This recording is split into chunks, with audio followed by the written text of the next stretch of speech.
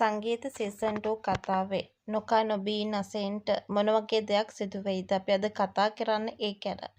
සංගීත සීසන් 2 අසෙන්ගේ අසනීප වීම සහ කල්පන මුහුණ දෙන අර්බුදය. සංගීත සීසන් 2 ටෙලිනාට්‍ය ඉදිරි කොටස් තුළ කතාවේ සමස්ත ගමන් මඟ වෙනස් කරන තීරණාත්මක හැරවුම් ලක්ෂයක් බලාපොරොත්තු වෙන්න පුළුවන්. කල්පන සිතා සිටින්නේ දවසක් දෙකක් නොකා සිටින විට අසේන තමන්ගේ අවශ්‍ය පරිදි නම්‍යශීලී වෙන බවයි. නමුත් සැබෑ තත්ත්වය මීට වඩා සම්පූර්ණයෙන්ම වෙනස් වෙනු ඇති. කල්පනගේ වැරදි ගණනය කිරීම, අසේනිව ආහාර නොදී හෝ දැඩි පීඩනයකින් යටතේ තබා ගැනීමෙන් ඇයව පහසුවෙන් තම පාලනයට යටත් කරගත හැකියයි කල්පන හිතුවද එය එසේ සිදුවන්නේද නැත. දිගින් දිගටම පවතින මානසික පීඩනය සහ ආහාර පාන නොමැතිකම නිසා අසේනි හදිසියේම දැඩි ලෙස අසනීප වීමට ඉඩ කඩ ඇත. ඉදිරියට බලාපොරොත්තු විය හැකි ප්‍රතිවිපාක මෙම තත්ත්වය මත පදනම්ව කතාව තුළ ඉදිරියේදී විශාල පෙරළි කිහිපයක් සිදුවීමට නියමිතයි.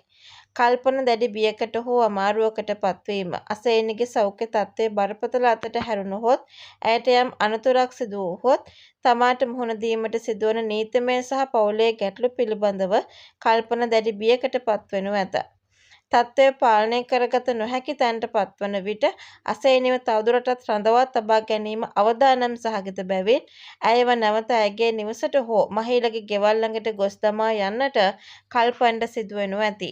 අසේනි නැවත නිවසට හෝ මහීලඟට පැමිණීමත් සමග ඇයට කර ඇති අසාධාරණය ඇය මේ වෙලාවේ හැමෝටම කියනවා ඇති.